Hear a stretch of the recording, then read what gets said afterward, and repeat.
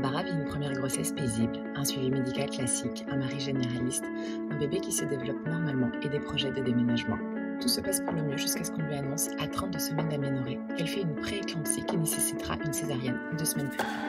S'ensuit un postpartum difficile, beaucoup de questionnements sur elle-même, de recherches sur sa pathologie et de remise en question du système médical qui accompagne les mères et les bébés.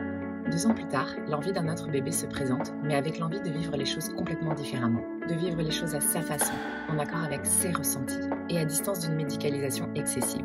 Elle fait même le choix pour ce deuxième enfantement d'une naissance à domicile. Barbara nous raconte aujourd'hui l'histoire de ses grossesses et de ses accouchements, son cheminement vers plus d'écoute d'elle-même, et le virage à 360 degrés qu'elle et son mari médecin ont opéré dans leur façon d'aborder la grossesse et la naissance. La maternité est bien souvent l'un des plus grands chamboulements dans la vie des femmes, pas simplement à cause du rythme imposé par bébé, mais aussi et surtout par les prises de conscience et les remises en question du système qu'elle nous offre ou nous impose. Dans notre société, où la grossesse et l'accouchement sont bien souvent confiés aux mains des médecins et où la maternité est soumise à 1000 injonctions, j'ai à cœur de donner la parole et de mettre en lumière les femmes, les mères, qui sont les mieux placées pour parler de leur corps, de leurs choix et de leurs expériences. Je suis Sarah Perrault, professeure de yoga spécialisée dans la périnatalité, et chaque semaine, je te partage des histoires et expériences de mères qui nous invitent à nous questionner. Ici, on plante des graines pour permettre à chacune de déconstruire ses croyances, de prendre conscience et de cheminer vers sa propre puissance de femme. Bonjour Barbara, bienvenue ici. Je suis ravie que tu puisses nous raconter aujourd'hui ton histoire. On va commencer déjà, si tu veux bien, par une petite présentation de toi, de qui tu es et de ta famille. Bonjour Sarah, merci de m'accueillir. Je suis ravie de pouvoir discuter avec toi aujourd'hui autour de l'accouchement, de ma propre histoire et de celle de ma famille et de mes enfants. Je m'appelle Barbara, j'ai 38 ans, j'habite dans le Midi, dans le sud de la France. Je suis mariée depuis 4 ans. Donc mon mari est médecin généraliste, je le précise parce que ça a modifié des choses dans le cours de mes enfantements. J'ai 2 enfants, donc une petite fille Rose qui a un peu plus de 3 ans et un petit garçon Alphonse qui a maintenant 6 mois. Super. Et donc effectivement, tu fais bien de préciser voilà, le fait que ton mari soit généraliste. Tu vas aujourd'hui nous raconter l'histoire de tes accouchements, ou donc un premier accouchement qui a résulté en une césarienne et après ton cheminement de pensée vers ton second enfantement où pour le coup tu avais la volonté d'un accouchement, ce qu'on appelle un AVAC, donc accouchement par voie basse après césarienne. Tout à fait. Alors raconte-nous du coup ta première grossesse, comment ça se passe. Donc ouais, je veux préciser que mon mari était médecin parce que je pense que ça, lors de ma première grossesse, le fait d'être avec une personne du milieu médical, d'autant plus médecin, qui a l'habitude de voir des enfants, de voir des femmes enceintes, etc. C'est vrai que je me suis, entre guillemets, laissée porter par le protocole médical classique de la naissance, en sachant que moi, j'avais arrêté de travailler vraiment dans le projet d'être mère de famille. Donc ça, c'était un choix qu'on avait fait avec mon mari. Moi, je travaillais dans la communication et puis c'était un travail qui me parlait plus. J'avais vraiment envie d'être consacrée, dédiée à ma famille. Donc dès que le désir d'enfant s'est fait sentir, même si j'avais des projets professionnels, etc., et que j'en ai toujours, j'avais vraiment le désir de consacrer les premières années de vie de mes enfants, enfin en tout cas de mon premier enfant, de dédier ce temps, tout mon temps à ma famille et aux enfants.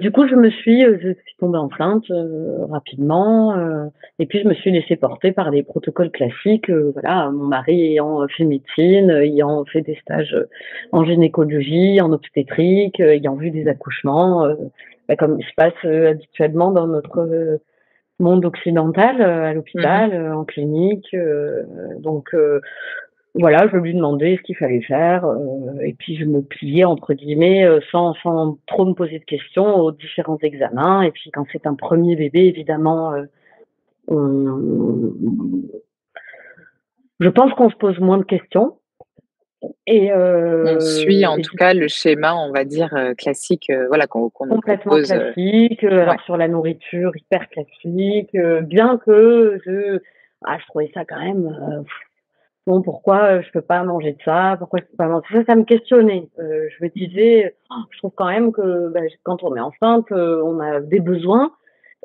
Oui. forcément, c'est mathématique». Et que du coup, je trouvais ça bizarre de nous priver de choses plus que de nous en proposer davantage. Mais bon, Mmh. ça c'est un cheminement que j'ai fait plus tard. Mais c'est vrai que, bon, après moi j'ai été immunisée, contre la toxoplasmose, donc c'était pas hyper contraignant, Ouais. mais je faisais bien mes petits examens aux dates et cetera. J'étais suivie par un gynécologue parce que je pensais que le gynécologue, c'était ce qu'il y avait de mieux. Mmh. Donc le suivi de sage-femme, c'est quelque chose que je connaissais même pas.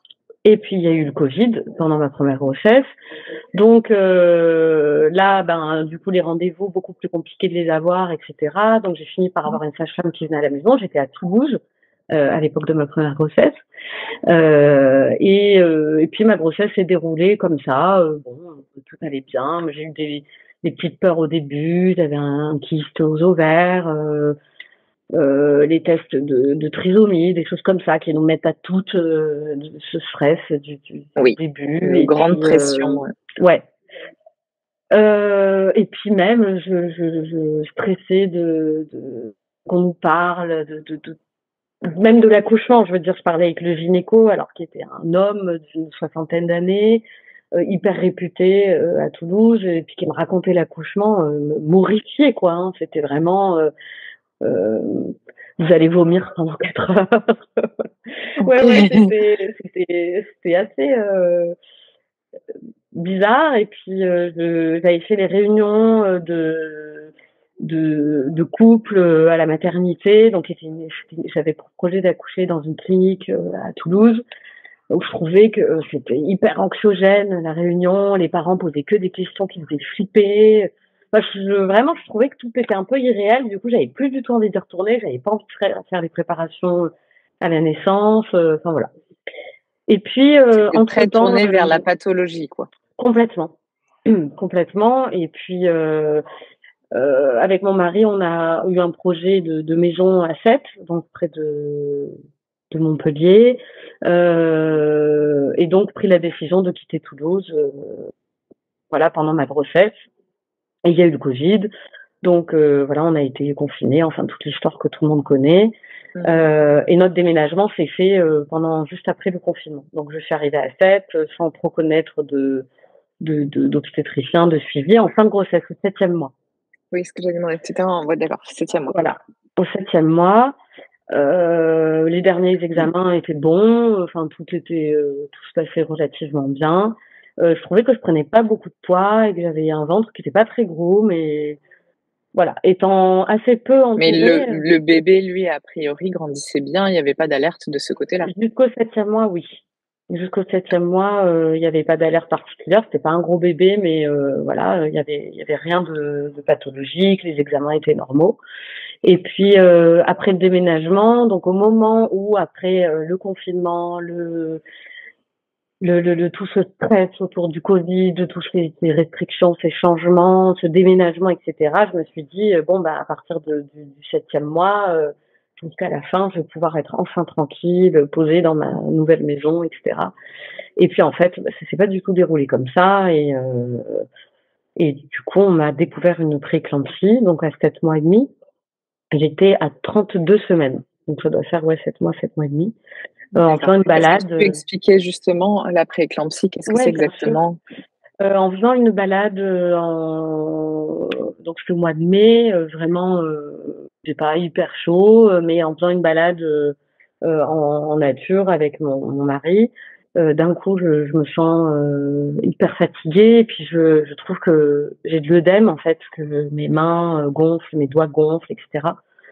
Et puis on se dit: «On va faire un contrôle de routine, à la clinique», où justement, bah, j'avais en deuxième temps, choisi d'accoucher.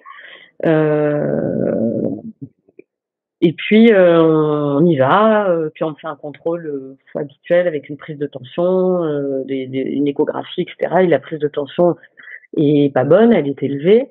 Mais comme j'ai été hyper en stress et tout, la prise de tension, c'est quelque chose qui est hyper particulier, surtout quand on est enceinte, parce que il suffit d'un coup de stress pour qu'elle soit haute. Oui, exactement. C'est un instant Donc, T et effectivement, ça peut varier fortement. Après, j'ai développé une psychose sur la prise de tension, mais ça, c'est une autre histoire. Du coup, c'est impossible de prendre une tension maintenant qui est normale. Mais et donc voilà, ça a été une alerte. Puis on m'a fait des analyses de sang, d'urine derrière. Il y avait de la protéinurie, et donc c'est ce qu'on surveille souvent chez les femmes enceintes, même hors pathologie. Hein, mais on fait des bilans urinaires très régulièrement, justement pour vérifier la protéinurie.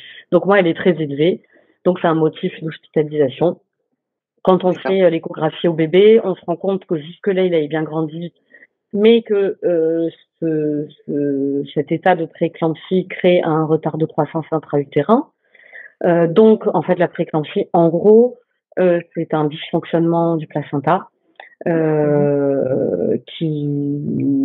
coup, le placenta se met à ne plus être fonctionnel, ou du moins à l'être moins.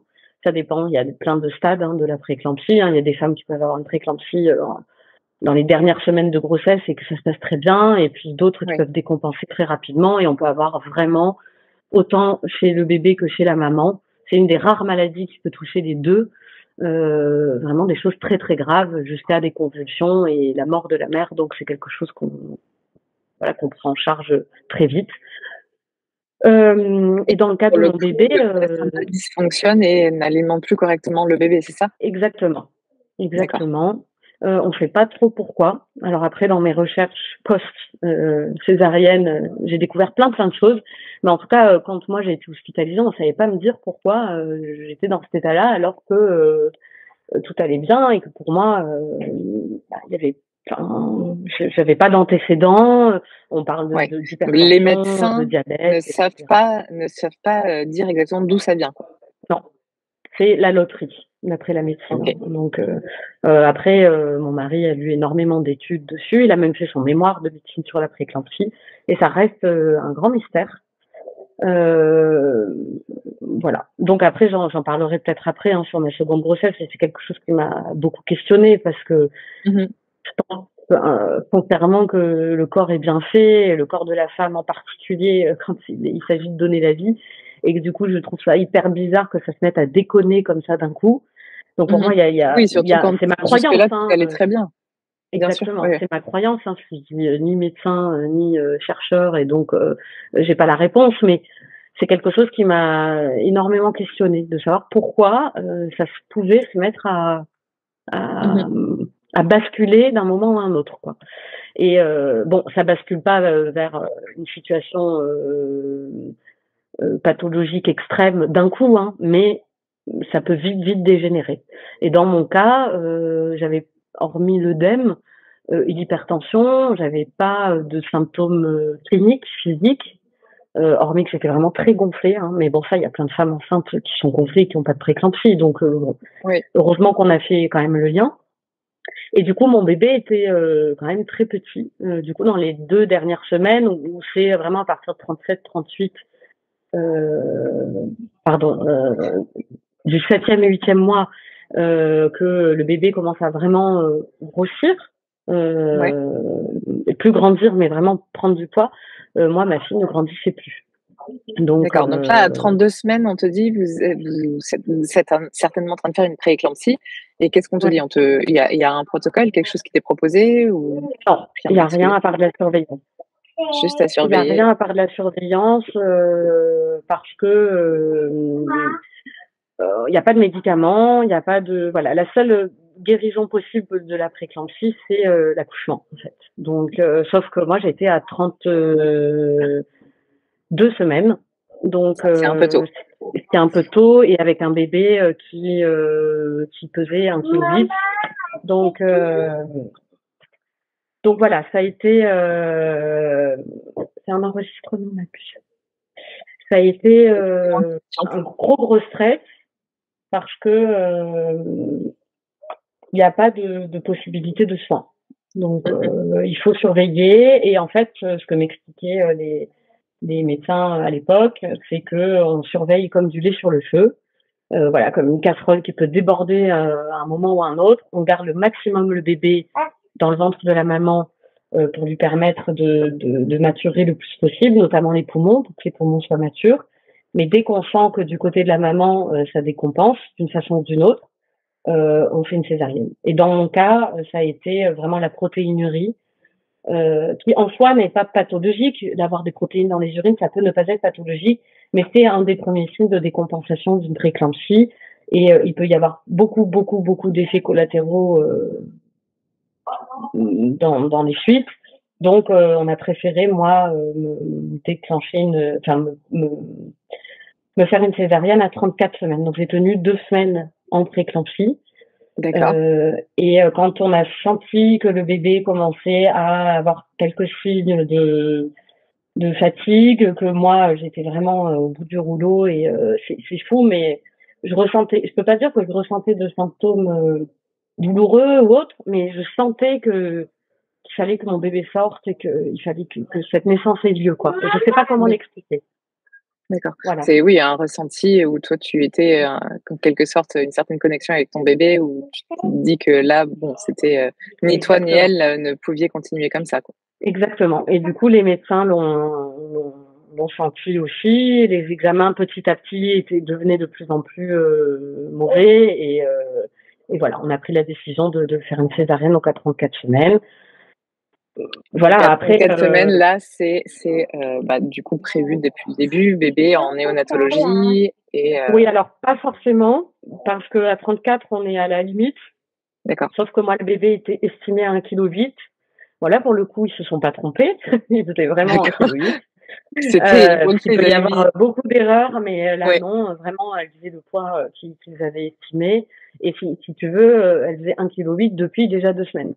Donc, c'est ça. Il y avait eu aucune prise de poids. Alors, la néonate, c'était pas forcé. On m'avait dit c'est possible, donc on m'avait fait visiter les petites couveuses, enfin le service, etc. Et on m'avait dit si on fait une piqûre de cortisone à la maman maintenant, dans ces cas-là, pour maturer les poumons du bébé, en espérant qu'il puisse respirer par lui-même, même à 32, à 34 semaines. D'accord. Et c'est rangé. Et du coup, c'est là, c'est dans mon oreille. Et du coup, finalement, la césarienne s'est relativement bien passée. Ma fille a pris son bol d'air immédiatement. Il n'y a pas eu besoin de néonate. Elle est venue en chambre avec moi. Elle pesait qu'1,8 kg, mais elle a été réchauffée. Elle a eu une petite sonde gastrique pour pouvoir manger plus facilement.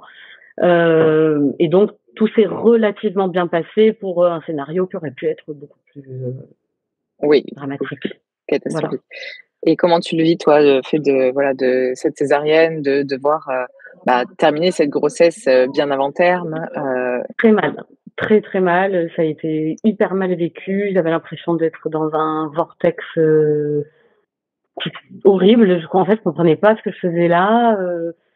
Ça a été tellement brutal que, en fait, on doit faire le deuil de tout ce qu'on imaginait, parce que là, j'avais très très peu de chance d'avoir un accouchement physiologique, puisque un bébé, a priori, il prévoit pas de naître à 32 ou à 34. Enfin, il y a des bébés qui naissent plus tôt et ça se passe bien, mais moi, il y avait aucun signe j'avais aucune contraction. Enfin, il y avait rien qui pouvait montrer qu'elle sortirait d'elle-même.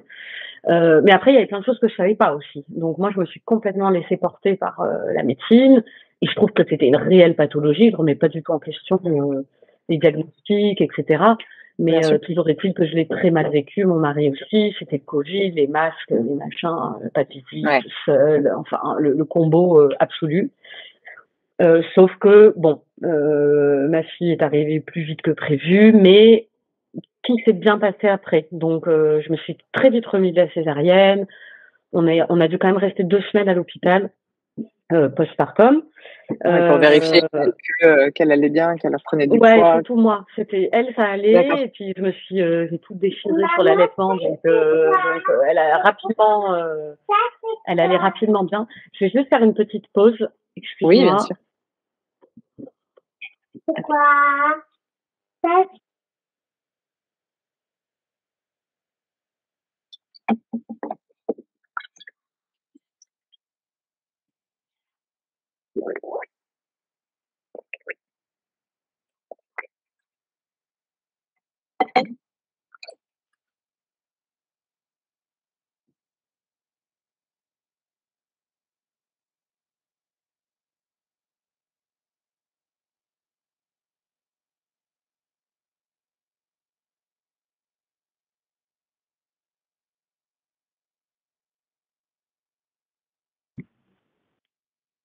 J'en ai laissé un pour en récupérer un autre. Et bienvenue Alphonse. Merci. Donc voilà, ça a été très mal vécu cette période vraiment horrible. J'ai mis beaucoup de temps à guérir physiquement et mentalement, puisque ça a duré plusieurs semaines où j'avais encore de l'hypertension, où on m'avait fait peur, on m'avait dit que je pouvais encore, on peut encore faire une éclampsie même en ayant Après eu son bébé.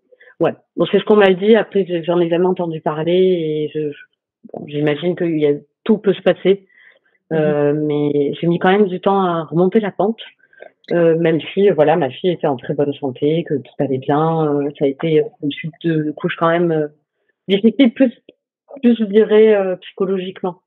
Oui, j'imagine. Voilà. J'imagine, c'est parce que tu parlais tout à l'heure d'accouchement physiologique, et c'est le projet que tu avais au départ pour cet accouchement-là? Oui, après je voulais le plus physiologique possible, mais j'avais pas de souhait.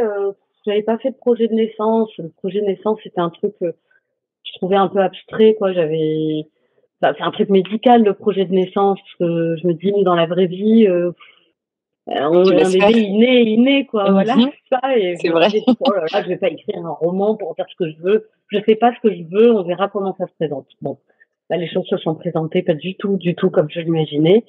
Mais en tout cas, j'aurais voulu, oui, je me souviens, je me disais, oh, si je peux ne pas avoir de péri, j'aurais pas de péri. Voilà, mais pas plus que ça.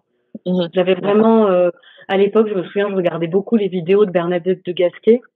Et j'étais un peu là-dessus, quoi. Je me dis, oh là là, c'est vrai, on accouche en projection gynécologique en France. Elle a travaillé au Japon, et ils trouvent ça hyper bizarre chez eux. C'est vrai, c'est bizarre, mais pas plus, quoi. J'avais pas creusé, puis j'ai pas vraiment eu le temps, parce que du coup, Oui, tout le temps la que on grossesse s'est s'est arrêtée un peu consacré, rapidement. c'est ça. Donc voilà, c'est surtout après que vraiment j'ai eu un déclic incroyable, enfin une prise de conscience plutôt, et où j'ai tout remis en question. Tout ce que tu avais vécu Ouais. et que tu n'avais pas bien vécu. Exactement. Et alors, du coup, après avoir un... Comment? Ces suites de couches, du coup, comment ça se Oui, passe? voilà, avoir un bébé prématuré.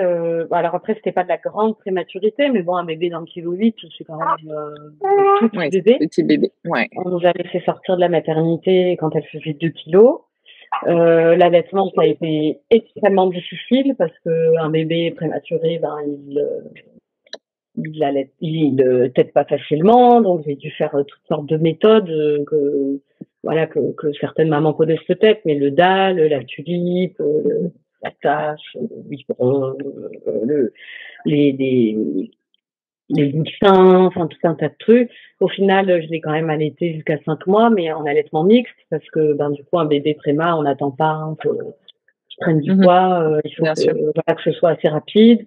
Donc ça a été très difficile. Et puis quand on n'est pas encore maman et qu'on a son premier bébé, je pense qu'on prend, en tout cas au XXIe siècle, dans le monde occidental, je pense qu'on prend un peu un train dans la figure.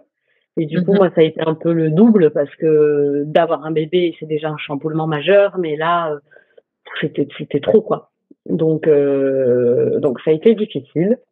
Mais à ce moment-là, j'ai commencé à suivre pas mal de comptes sur Instagram qui voyaient les choses, enfin qui qui présentait les choses sous un prisme vraiment différent. Et puis j'avais vu une fille à l'hôpital, puisque du coup, quand on est en grossesse pathologique, on peut avoir l'aide d'un psychiatre et d'un psychologue pour un soutien moral, en fait, comprendre ce qui se passe, etc. Puis alors en plus, pendant le Covid, c'est vraiment Ouais, la double peine là. la double peine. Donc du coup, j'avais la visite d'un psy tous les jours et elle était super, cette femme. J'ai appris plus tard qu'elle était hyper reconnue dans le milieu de la naissance et du postpartum.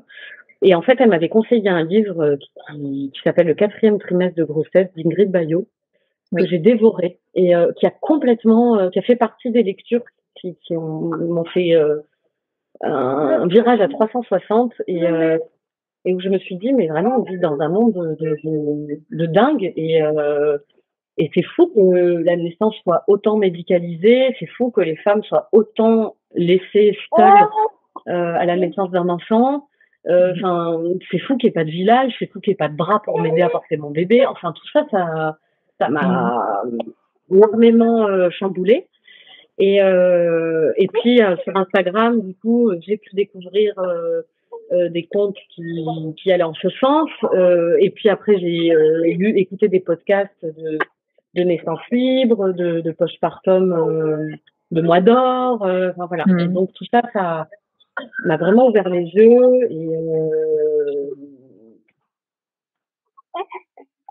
et quelque part, même si ma césarienne était justifiée, que mon hospitalisation était justifiée, etc., ça m'a pas empêché de me dire ok, j'ai eu une pathologie grave, mais c'est pas pour autant que tous les accouchements doivent être médicalisés, que toutes les naissances doivent être pathologiques, que tous les bébés doivent naître dans les mains d'une autre personne que leur maman ou leur papa. Et voilà, ça m'a permis de faire un cheminement qui a duré 2 ans jusqu'à ma seconde grossesse. Jusqu'à ça y est, l'envie d'un deuxième bébé arrive. Ouais. Qui a mis du temps à arriver quand même, parce que les premiers mois, je me disais, j'aurais jamais d'autres enfants, c'est trop dur ce que j'ai vécu, j'ai trop peur de revivre la même chose, mon corps est défaillant, il y a quelque chose qui va pas chez moi. Pourtant, voilà, j'ai eu une grossesse où j'ai eu l'impression, en tout cas, de faire les choses comme il fallait, quoi. Donc, on t'a expliqué un peu, non, parce qu'en plus, on te dit qu'on ne sait pas d'où ça vient, cette prééclampsie, mais personne est-ce qu'on t'explique un petit peu que, voilà, que cette fois-ci, tu as cette pathologie, mais que si tu as une autre grossesse, ça peut se passer complètement différemment? Est-ce que tu es un peu accompagnée là-dedans? Non, moi je l'ai su parce que je me suis renseignée et parce que j'ai fait des recherches sur le sujet. Mais non, moi ce qu'on m'a dit, c'est que si vous avez une autre grossesse, elle sera très surveillée. Ne vous inquiétez pas. Alors moi ça m'inquiète encore plus. Dès qu'on me dit que je vais être très surveillée, ça fait les pervers. Évidemment. Non, par contre, il n'y a rien. On va faire plus d'examens, on va faire plus d'échographie, plus de choses pour surveiller qu'il n'y ait pas de prééclampsie. Mais du coup, j'ai fait mes propres recherches et j'ai lu énormément sur le sujet. Je me suis rendu compte qu'il y aurait quand même des facteurs physiologiques ou du moins nutritionnels. Et ça, aucun médecin n'en a jamais parlé. Alors après, est-ce que c'est en France? Est-ce que c'est que c'est pas connu? Est-ce que c'est que ça m'intéresse pas? Est-ce que c'est pas la médecine moderne? Ce que toi, tu découvres, c'est que l'alimentation pourrait aider à justement prévenir ce genre de pathologie, c'est ça? Oui. Entre autres la prééclampsie, mais même d'autres pathologies. En fait, comment j'ai découvert ça? Mais je crois que c'est en premier lieu, c'est par Instagram.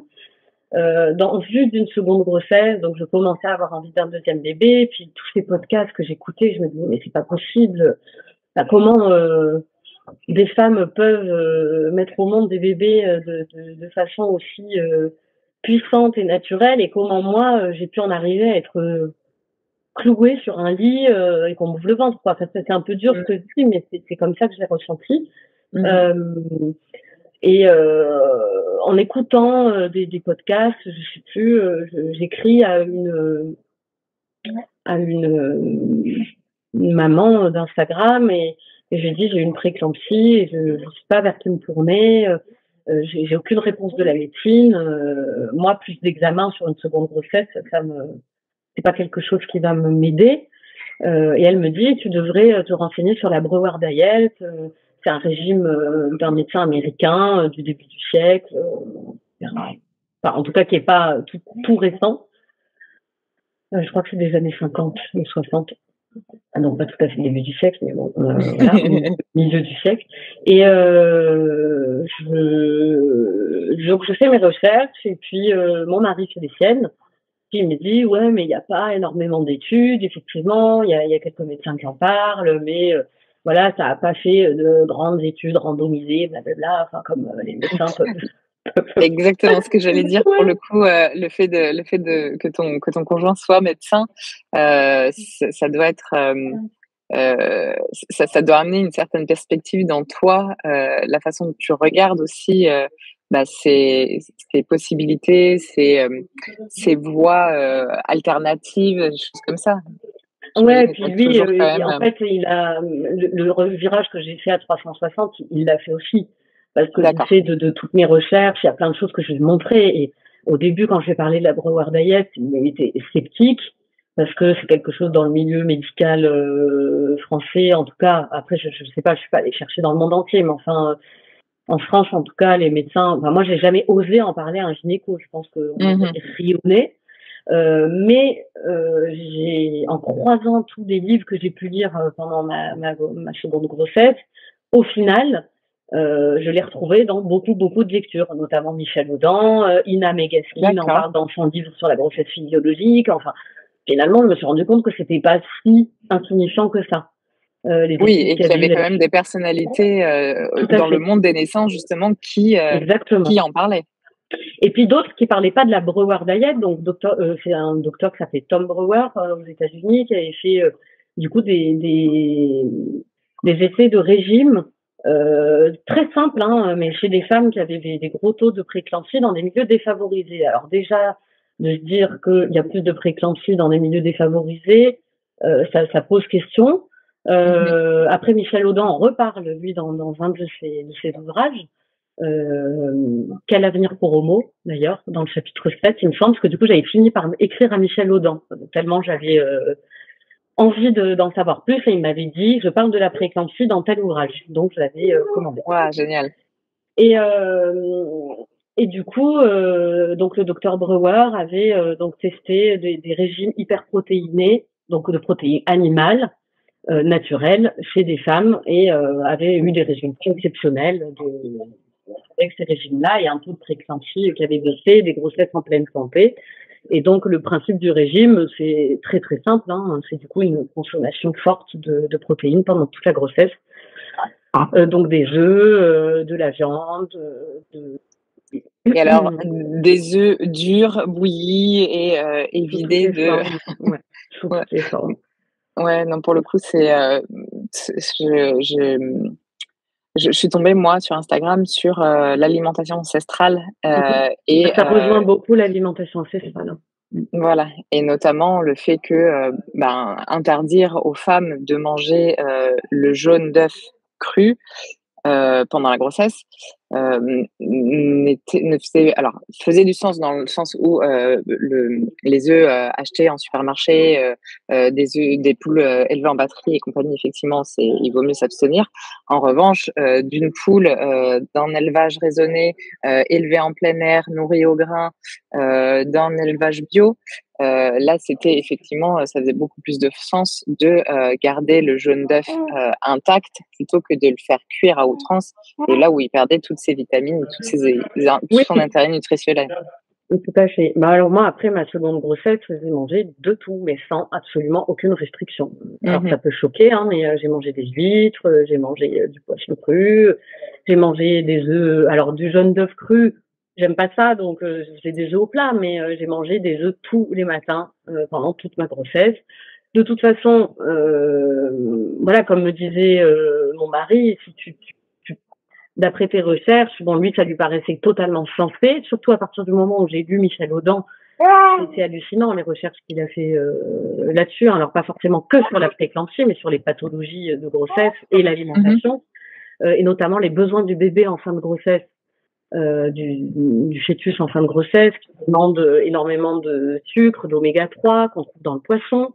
Il a fait des recherches qui démontrent que les gens qui habitent en bord de mer auraient une santé différente des gens qui habitent dans les terres, parce que du coup, il y a des carences en iode quand on n'est pas en bord de mer, etc., etc. Plein de choses qui mettraient des heures à explorer, mais moi, j'ai mangé sans restriction parce que franchement, voilà, d'après les recherches que j'avais fait, il y avait plus de risques que je fasse une pathologie liée à une mauvaise nutrition qu'une salmonelle ou qu'une hystéria où j'ai une chance sur 100 000 de tomber dessus. Donc après, le zéro n'existe pas. Et comme je disais chez Lydie dans une conversation, ben oui, entre un Kinder qu'on fait revenir, des lots de Kinder qu'on fait revenir à Noël parce que on a retrouvé je sais pas quelle bactérie dedans industrielle et un œuf, bah oui, il y en a un sur 100 000 qui sera contaminé par une bactérie, ben voilà, j'ai fait mon choix quoi. Donc moi j'ai choisi en toute responsabilité, en toute conscience, de manger qui me semblait le plus nutritif et le plus sain pour mon bébé et moi. Et du coup, c'était pas de la nourriture sous vide, c'était pas du poulet aux antibiotiques, c'était pas des céréales, c'était de la viande, des œufs, du lait, j'ai même bu du lait cru. Voilà. Alors, j'avais imprimé du coup le régime de la Power Diet pour être sûre de ne rien rater. Donc, je m'y suis pas tenue parce que c'est vraiment très riche. Donc, c'était impossible que je mange tout ce qu'il y avait sur le régime tous les jours. Mais par contre, j'essayais vraiment de varier et d'avoir le plus de protéines possible. Donc, après coup, je me suis rendu compte qu'effectivement, pendant ma première grossesse, je mangeais assez peu de protéines. J'étais plus dans la mouvance, je mange plus trop de viande, je mange du végétal, c'est bien le végétal, etc. Et finalement, c'est faux parce que chaque chose s'est croisée dans un temps différent. Mais quand j'ai découvert l'alimentation ancestrale, je me suis rendu compte que la Power Diet, c'était ni plus ni moins que ça, quoi. Mais mais à dose plus élevée parce qu'on est enceinte et parce que l'équation fait qu'on a besoin de manger plus. Et parce que les besoins sont différents à cette période de notre vie, quoi. Et alors, du coup, comment se passe cette deuxième grossesse? Du coup, elle se passe bien. Je suis assez stressée au début de comment je vais me ranger, c'est-à-dire est-ce que je vais avoir une grossesse médicalisée, est-ce que je vais avoir une grossesse non médicalisée, est-ce que je vais être un peu des deux. Je savais pas trop vers qui me tourner, donc j'ai essayé de repousser les examens au maximum. J'ai quand même je suis allée voir un premier gynéco qu'on m'avait dit hyper physiologique, etc., qui m'a fait peur dès le départ. Voilà, en me disant qu'il y avait quand même un risque de prééclampsie qui était de 30%. Bon, alors 30%, ça fait beaucoup, mais c'est quand même une chance sur 3, quoi. Oui, c'est pas rien au final. Un peu moins, mais donc voilà, je lui ai demandé, mais qu'est-ce que je peux faire? Mais vous n'y pouvez rien, madame. Il faut juste qu'on fasse des examens tous les 15 jours. Enfin, je sais pas, il m'a collé des rendez-vous tous les 15 jours. Mais moi, j'avais aucune envie de ça, donc j'ai tout annulé. C'est bien, j'ai fait ma petite échographie de datation, que je ne voulais pas d'ailleurs, mais c'est pas trop le choix. Enfin, j'ai pas eu trop le choix. Il m'a dit, on met un petit coup d'écho. Sur le coup, en plus, moi, je suis quelqu'un qui j'aime pas le conflit, j'aime pas devoir dire non, j'aime pas devoir me justifier. Et je trouve que la médecine a une espèce d'aura sur nous qui est insupportable, dont je me suis d'ailleurs beaucoup détachée depuis. Mais comme quoi, en peu de temps, on peut aussi faire un gros changement. Mais voilà, au tout début de la grossesse, j'arrivais encore à me faire un petit peu entourlouper avec des examens que je voulais pas. Donc là, l'écho de datation, moi, je savais exactement quand j'étais tombée enceinte, donc j'avais pas forcément envie de la faire, mais bon, je l'ai faite. L'embryon se développait bien, ça allait bien. Donc une fois que je suis rentrée, datation d'ailleurs qui a confirmé, voilà, à quel moment tu pensais que ce bébé avait été conçu. Exactement. Et puis en rentrant chez moi, j'ai appelé le secrétariat et j'ai dit, excusez-moi, mais je me rendrai pas au rendez-vous le docteur a décidé d'un autre suivi et j'avais pas envie d'aller tous les 15 jours chez un gynéco pour vérifier tout un tas de choses. J'ai commencé la grosse diet. Enfin, je commençais tout simplement à manger équilibré à ma faim et voilà ce qui me semblait le plus sain possible. Et tout en me disant que je ne pouvais pas tout contrôler et que j'avais surtout pas envie de tout contrôler. Mmh. Donc j'ai demandé un suivi sage-femme, mais la sage-femme, les sages-femmes qui travaillent en milieu hospitalier sont quand même chapeautées par tout un service de médecins et de gynéco. Et j'ai senti que là aussi ça allait être possible, mais compliqué. Qu'il fallait là aussi que je vienne très régulièrement pour faire tout un tas de choses. Donc au final, je l'ai faite un peu à ma sauce et le temps a passé. J'ai fait cette première écho, j'ai pris un rendez-vous à l'hôpital pour une échographie du premier trimestre parce que j'avais quand même envie d'être un peu dans les clous. J'avais déjà dans la tête un accouchement à domicile, mais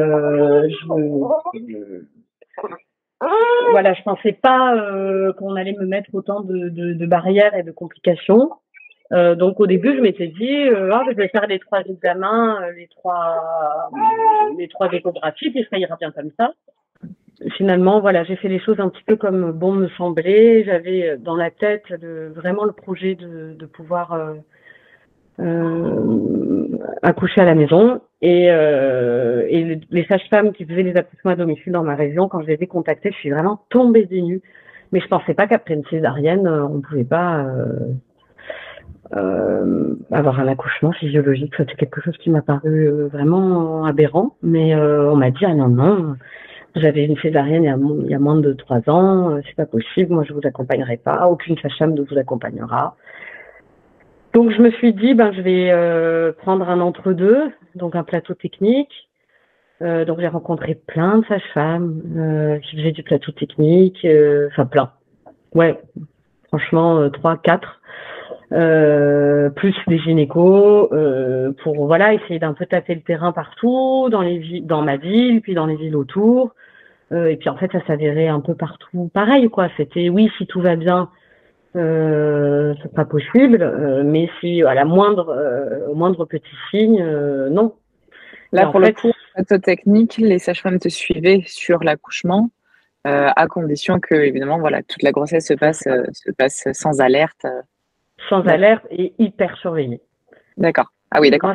Donc, même avec les sages-femmes, c'était quand même des rendez-vous très réguliers. Il fallait quand même que le gynéco chapeaute, il fallait quand même que j'ai une péridurale branchée, il fallait quand même tout un tas de trucs et moi ça me convenait pas, ça me stressait déjà quoi, alors que j'étais au début de ma grossesse. Donc au final j'ai pris mes rendez-vous à l'hôpital avec une sage-femme pour faire les 3 échos et puis je repoussais un petit peu le rendez-vous gynéco. J'en ai eu un à l'hôpital quand je devais être au 6e mois. Donc j'avais pas vu de gynéco hormis pour la datation là. Et puis je suis tombée sur quelqu'un qui m'a fait hyper peur, qui m'a raconté qu'elle avait justement eu une patiente la veille qui avait eu une 2e prééclampsie plus tôt que sa première prééclampsie. Chose que j'avais jamais entendue, parce que de toutes les lectures que j'avais fait sur la prééclampsie, je commençais à être bien calée sur le sujet. Si on devait avoir une seconde prééclampsie, elle était souvent plus tardive et moins sévère que la première.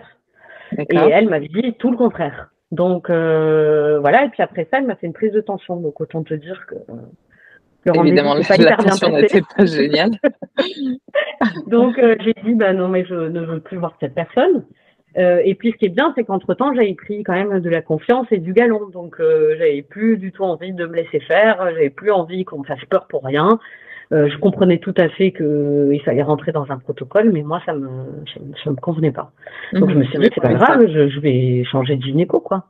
Donc au final, en parallèle, je lâche pas l'affaire de mon accouchement à domicile et je contacte une sage-femme qui accepte de m'accompagner dans un accouchement à domicile sur un AVAC, ce qui est très rare.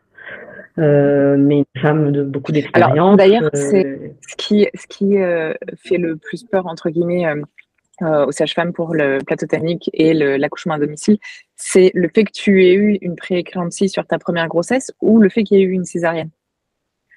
Les deux. Les deux. Alors, pour les sages-femmes, tu veux dire pour le domicile? Oui, les deux, mais parce que même sur le plateau technique, là, tu disais que c'était quand même qu'elle Ouais, t'accompagnait, mais non, non, chapeauté alors par je le dirais que c'est gynéco. plus le fait d'avoir une césarienne. Ce qui fait peur, c'est la rupture utérine. D'accord, Donc, ok. c'est le fait que quand tu as un accouchement par voie basse après avoir une césarienne, c'est que la cicatrice s'ouvre et que ça crée du coup un trou dans l'utérus qui fait vider le liquide et qui peut être gravissime, qui est extrêmement rare. Du coup, j'ai fait énormément de recherches là-dessus aussi parce que je comprenais pas pourquoi les sages-femmes voulaient pas m'accompagner à domicile alors que j'avais ce désir et on m'avait dit non, non, il y a un risque de rupture utérine. Donc du coup, j'ai lu des ouvrages là-dessus aussi, dont un qui est vraiment génial et que je recommande à toutes les femmes qui ont pour projet d'avoir un accouchement voix basse après une césarienne, qui s'appelle Une césarienne ou un AVAC, s'informer pour mieux décider. Et donc l'auteur, c'est Hélène Vadeboncoeur, c'est une Canadienne. Et donc elle fait un livre vraiment très très documenté, avec beaucoup d'études. Et du coup, c'est génial. J'allais à mes rendez-vous avec mon bouquin. Et effectivement, la rupture utérine, ça reste extrêmement rare. Surtout la rupture utérine sévère, hein, c'est-à-dire celle qui peut causer des dégâts graves chez la mère et le bébé. Donc c'est de l'ordre de moins d'1%. Et après, plus on a eu de césarienne, plus ça grandit, mais ça grandit finalement pas tant que ça. Donc voilà, le risque est très faible. Et du coup, Oui, parce je qu'il faut trouve... savoir qu'en France, en tout cas, la raison principale pour une césarienne, c'est le fait d'avoir eu une césarienne déjà par le passé. C'est ça, oui.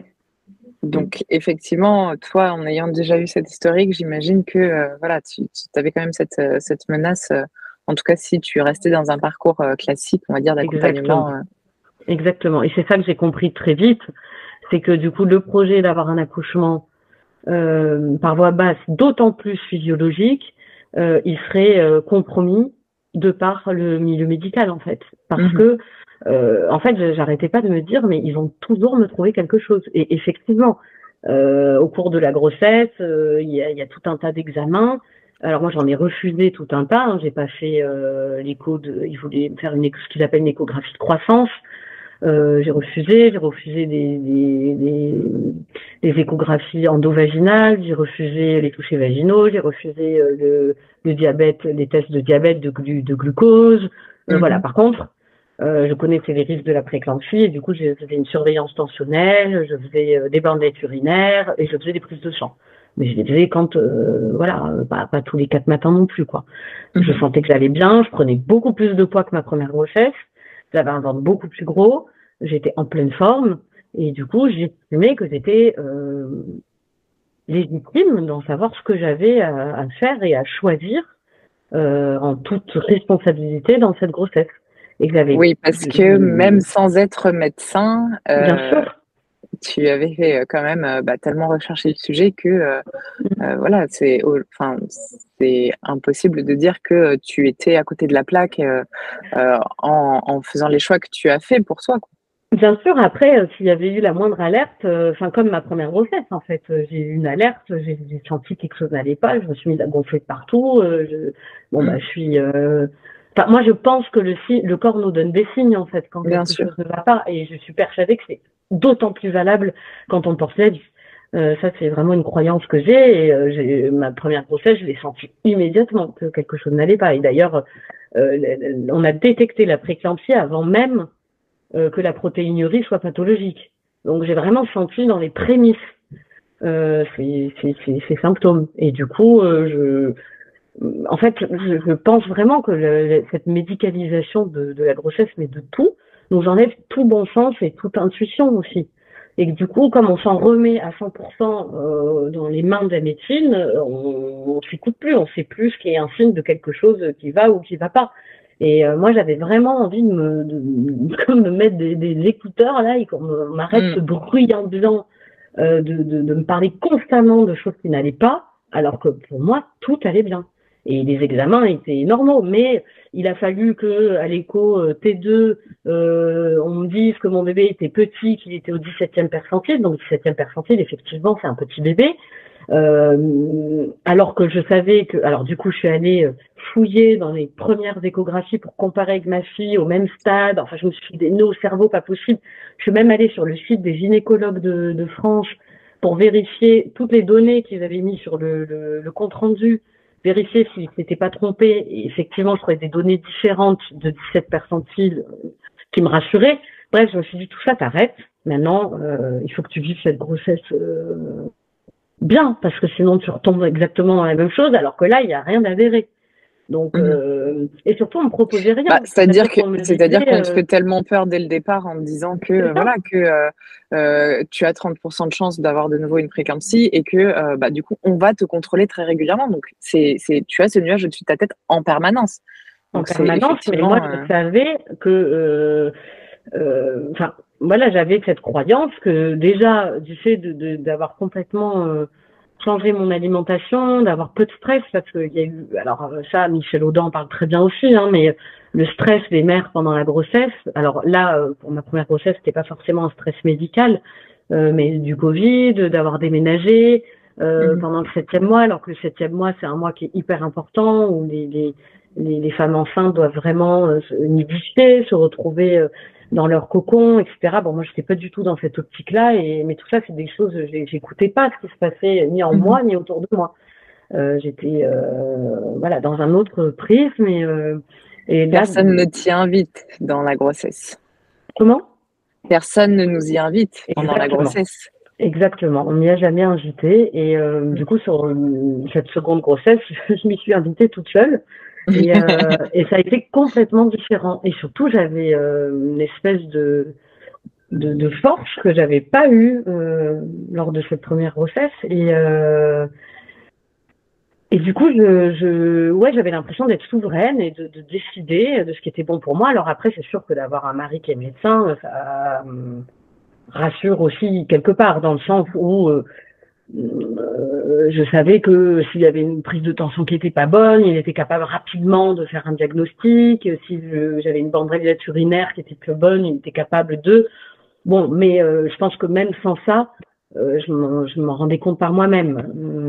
Voilà, il suffisait une bandelette urinaire, il suffit de la lire. Je savais que ça, de toute façon, c'était imparable. Hein, la prééclampsie, c'est les deux principaux symptômes, c'est l'hypertension et la protéinurie. Si on surveille ces deux données, en théorie, on passe pas à côté, quoi. Donc voilà, je fais quand même les quelques examens obligatoires, même si en théorie il n'y en a aucun qui est obligatoire, je les fais. Et en parallèle, donc je rencontre cette sage-femme qui accepte un accouchement à domicile. Je me sens vraiment extrêmement chanceuse de croiser sa route, mais je pense que il n'y a pas de hasard. D'accord. Et du coup, voilà, je fais les deux suivis. En fait, je fais un suivi à l'hôpital au cas où je doive être transférée. Et puis voilà, pour être aussi dans le respect vis-à-vis des médecins de l'hôpital, parce que je suis pas non plus à cracher dans la soupe. Si j'avais eu besoin d'être hospitalisée, j'aurais été bien contente qu'on prenne soin de moi.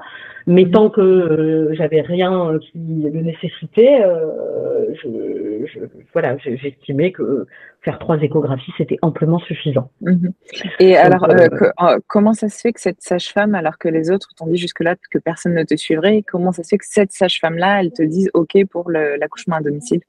Parce que je pense que c'est une femme d'expérience qui a vécu beaucoup d'accouchements à domicile, et que je pense que la VAC ne lui dit pas peur. Parce que quand on connaît, il y a peu de risques et je pense qu'elle a accepté aussi parce que on était des gens, comment dire, sensés, qu'on prenait pas de risques pour rien. Je pense qu'elle a accepté parce que j'étais proche d'un hôpital, elle a accepté parce que Parce que j'avais la niaque aussi, hein, que je l'ai pas lâché, hein, donc voilà. Et qu'elle a vu que que j'ai pu très bien préparer. Et puis que c'était aussi, si il y a le moindre s'il y a quoi que ce soit qui va pas, on discutera pas et on se pliera entre guillemets à ce qu'elle nous préconise. Et c'est ce qu'on a fait. Donc voilà. Après, je pense que c'est quelqu'un qui sort un peu des clous aussi, et il en faut dans notre monde. Donc voilà, c'est quelqu'un qui m'a fait confiance et c'est chouette. Et elle est pas la seule, hein, en France, mais elles sont rares. Ouais, elles sont rares, elles sont pas aidées dans leur métier. Non, Donc, elles sont pas aidées, ça c'est sûr. Et alors, du coup, comment se passe ce deuxième accouchement? Déjà, la fin de grossesse se passe bien, pas d'alerte La fin de particulière? grossesse se passe bien, donc suite à cette T2 où on me dit 17e percentile, etc., je me dis j'arrête de me mettre la rate au courbouillon, je vais arrêter de tout calculer. J'étais là, est-ce que je fais cet écho de croissance, est-ce que je la fais pas, et puis j'ai fini par décider de ne pas la faire, et puis que j'avais cette sensation que mon bébé allait bien, que j'allais bien, que tout allait bien. Et puis je suis allée à la 3e échographie, et là, oh miracle, le bébé n'est plus du tout au 17e percentile, tout va bien, c'est un beau bébé, on ne fait pas de prédiction de poids d'ailleurs, j'en voulais pas.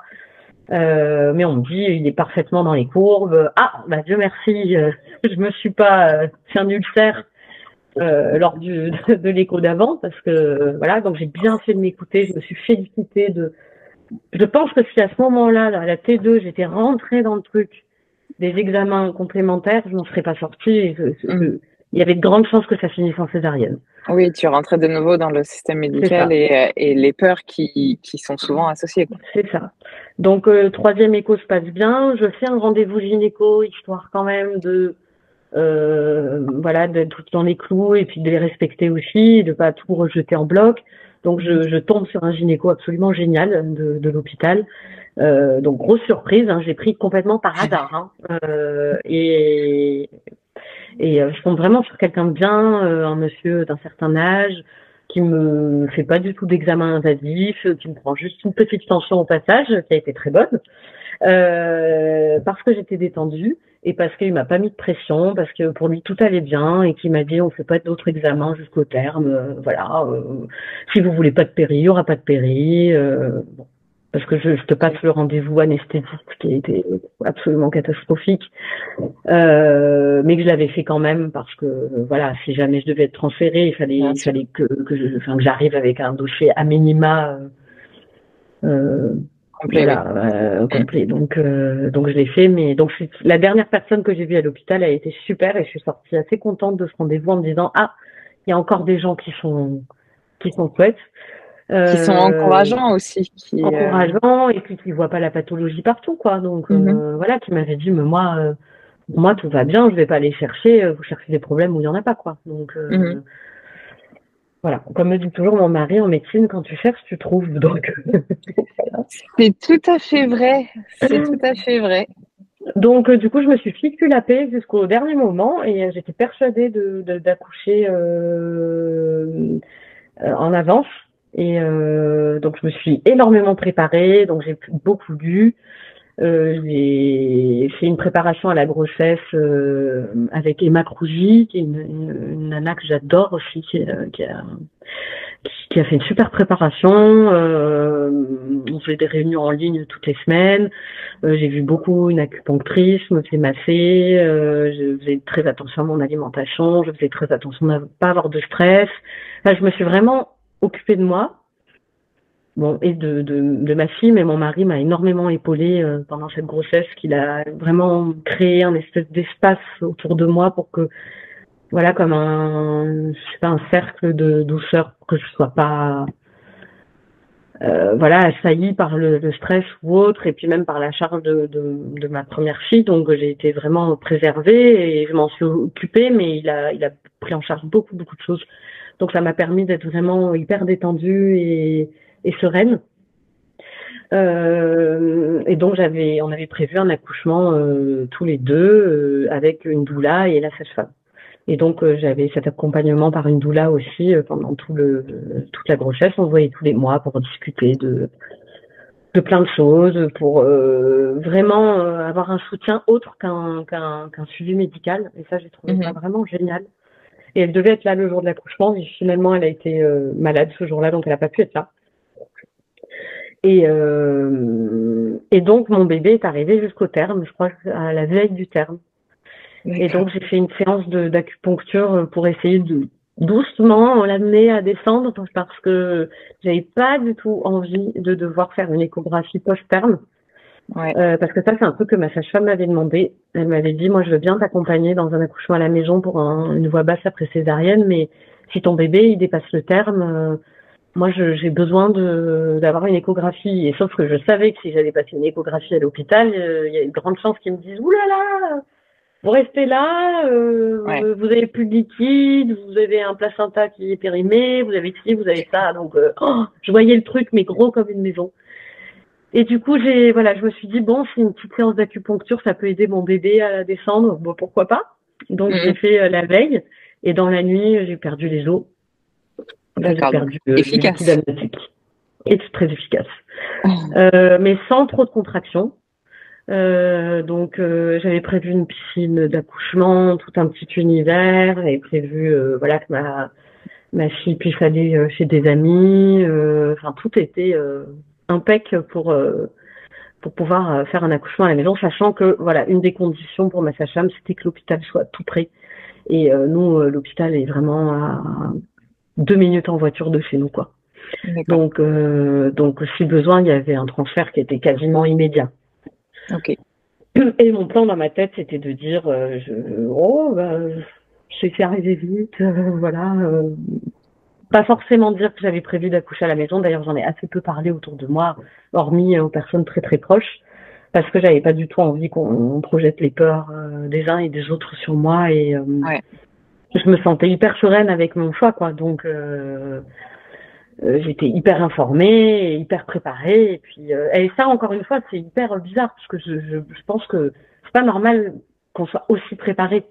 C'est un événement tellement naturel que ça devrait presque. Je pense que la nature humaine, on a besoin de connaître les choses et de savoir toujours, de contrôler toujours, mais finalement, dans un monde idéal, j'aurais pas dû avoir toute cette préparation, mais il a fallu que je déconstruise tellement que... Ouais, je pense que c'est ça, c'est qu'il y a beaucoup de déconstruction à faire. Il y a le fait que donc le monde des naissances a été très médicalisé sur les dernières années et que du coup, on n'est plus ces transmissions.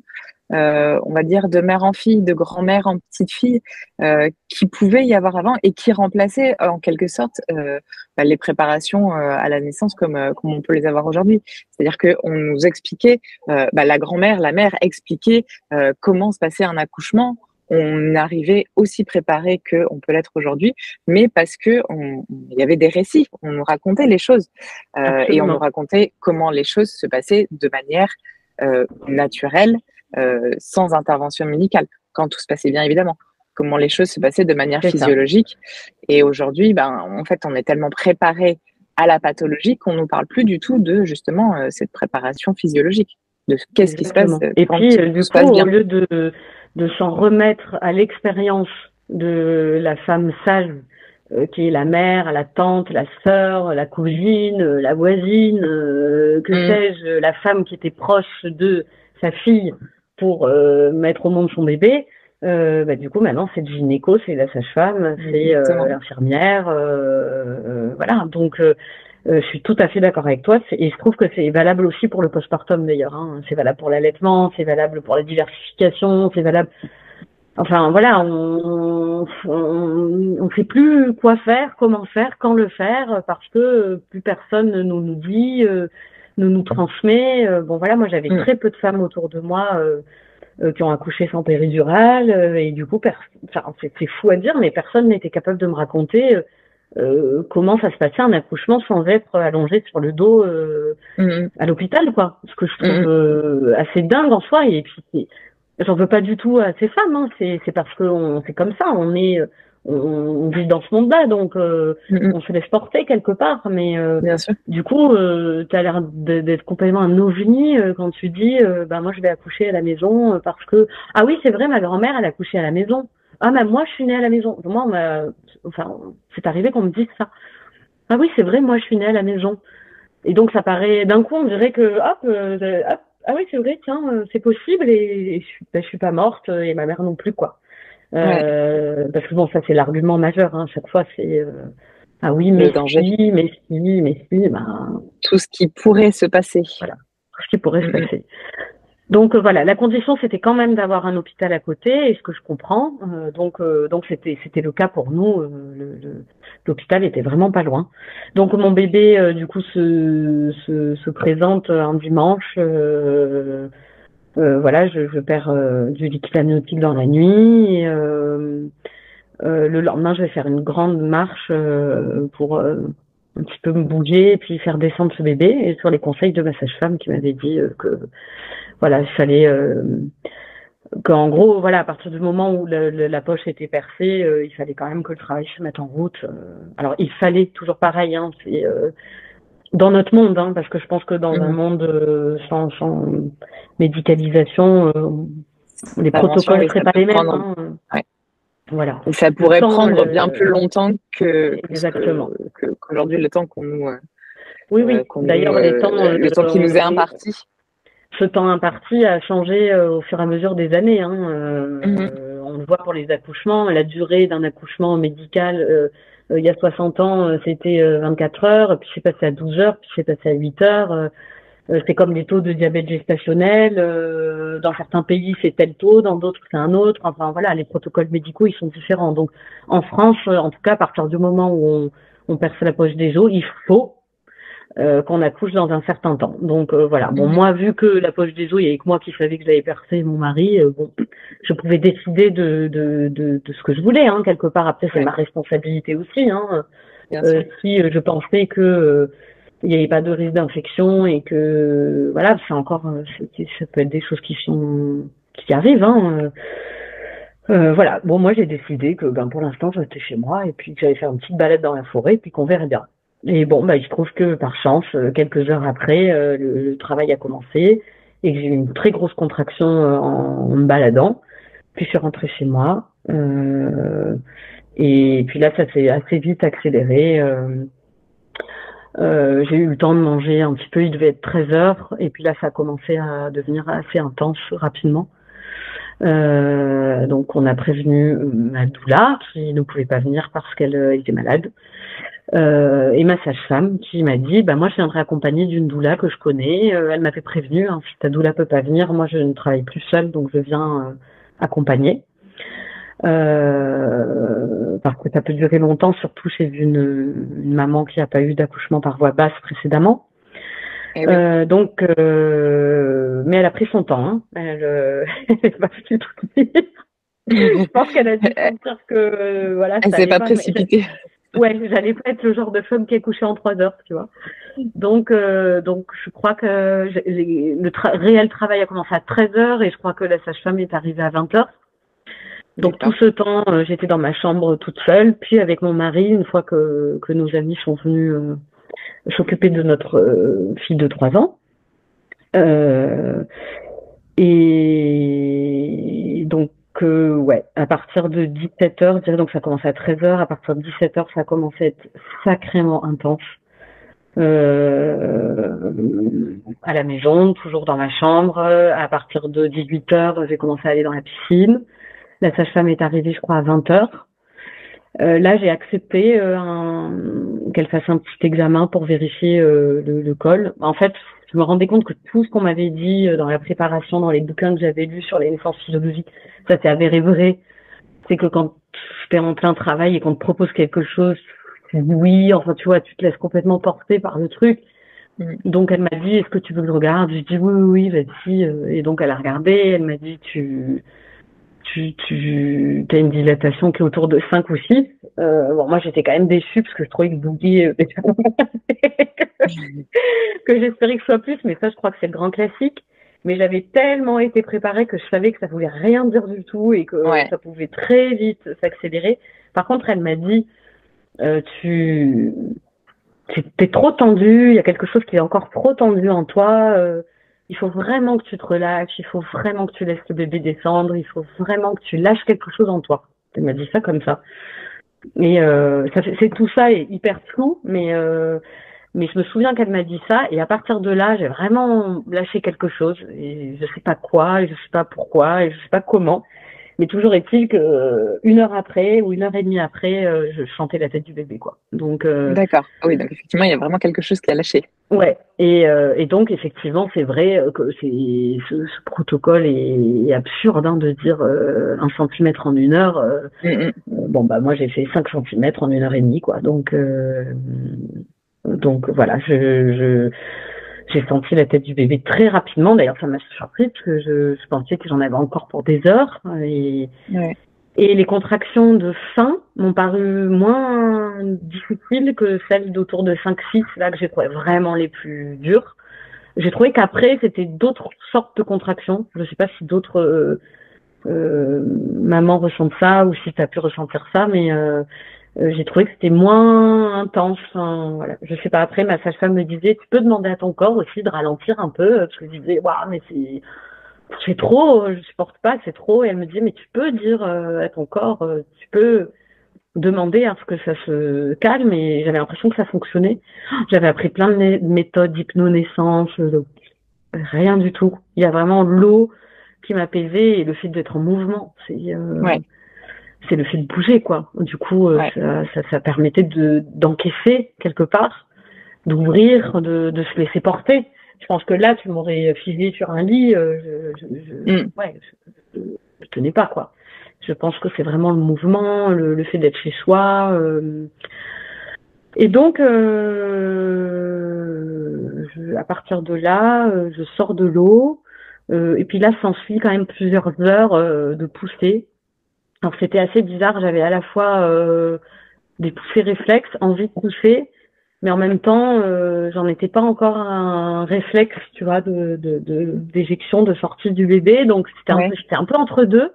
Et en fait, je sentais la tête, mais en même temps, ça remontait tout le temps. Le bébé remontait tout le temps. La sage-femme suivait les battements du cœur qui étaient absolument normaux. Moi, j'allais bien, mais j'étais juste bout du rouleau, quoi. J'étais très, très, très fatiguée. J'en pouvais plus. À ce moment-là, il est autour de 22 heures. Ouais, même plus, 23 minuit. Quand je change encore de pièce, de position, je reste beaucoup sur mon lit. Après, ma sage-femme, elle tente alors on essaye plein de choses. La seule chose qu'on n'a pas essayé, et ça je regrette quelque part parce que on m'en avait beaucoup parlé et on m'avait dit si les efforts de poussée restent vains et que ça dure longtemps, il faut vraiment essayer les positions asymétriques. Donc un genou à terre, un genou relevé, ce qu'on appelle le chevalier servant, les escaliers. Et en fait, je l'avais noté et avec ma doula, on se l'était dit. Et en fait, entre guillemets, personne, dans des personnes qui étaient là, n'y a pensé. Et peut-être pas, mais ça aurait peut-être aidé. Mais du coup, j'ai fait, selon mon bon sens, ce qui me semblait être le plus naturel possible pour aider bébé à descendre. Mais au bout de 5 heures comme ça, je commençais à vraiment fatiguer. Donc, parce que 22, 23, minuit, 1 heure, 2 heures, il y a eu bien 5 heures comme ça. Et puis sur un AVAC, on n'a pas trop envie que ça dure trop longtemps, quoi. Alors, celles qui font des enfantements libres, c'est ça. Celles qui font des enfantements libres en AVAC, elles peuvent pousser longtemps et ça se passe bien aussi. Mais quelque part, ma sage-femme avait accepté d'être là et je pense qu'elle non plus n'avait pas envie de prendre trop de risques et la responsabilité de quelque chose qui n'allait pas à un moment, quoi. Donc elle me dit écoute, tu fais un travail de dingue, c'est vraiment super ce que tu fais, mais là on stagne quand même depuis un moment, il se peut que la tête du bébé soit pas très bien positionnée, moi je serais pour que vous alliez à l'hôpital, ils vont t'aider, mais tu vas voir, ça va durer 1 heure et ton bébé sera là. Alors moi j'étais un peu comme un zombie, tu vois. Je sais pas si j'étais en pleine phase de désespérance ou si j'étais en phase de latence, parce qu'on me dit aussi que lors d'un accouchement après une césarienne, l'utérus assez naturellement peut faire des pauses de contraction pour permettre au corps de se relâcher et de reprendre des forces. Est-ce que c'était ça, ou est-ce que c'était que mon travail ralentit parce que j'étais trop fatiguée, ou que j'avais moins d'ocytocine, ou que je sais pas. Toujours est-il que je pense que mon bébé serait sorti, hein, quoi qu'il arrive.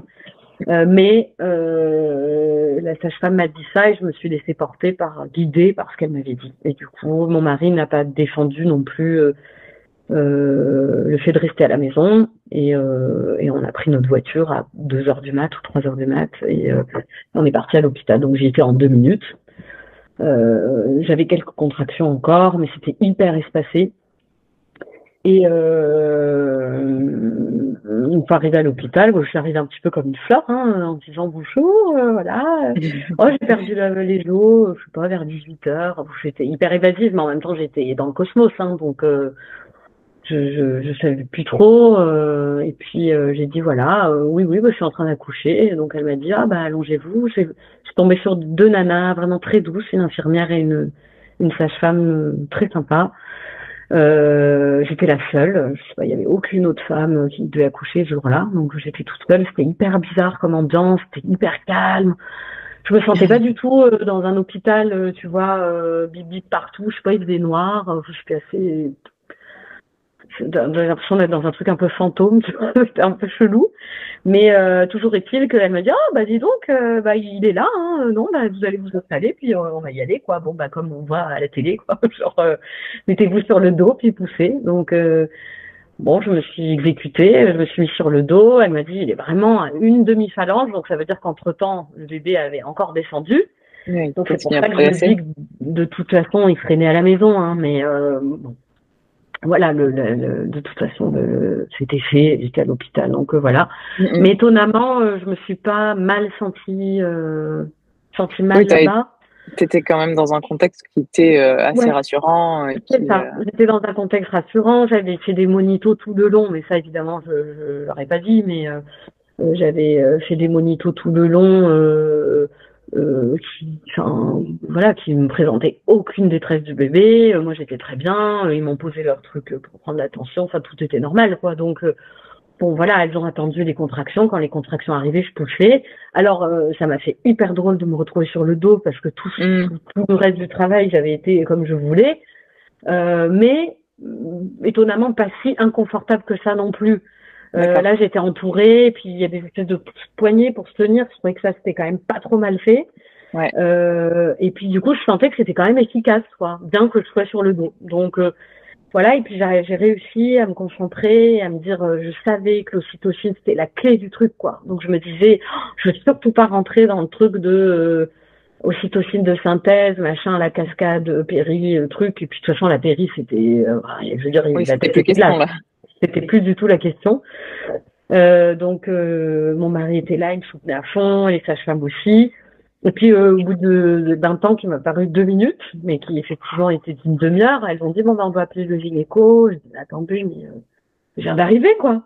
Oui, mais au bout d'une demi-heure, c'est le protocole. Je dis, mais attendez, mais une demi-heure, qui met son bébé au monde en une demi-heure, quoi. Donc elles ont appelé le gynéco, il a mis je sais pas combien de temps à arriver, encore heureux, donc du coup ça m'a permis d'être plutôt tranquille tout ce temps-là.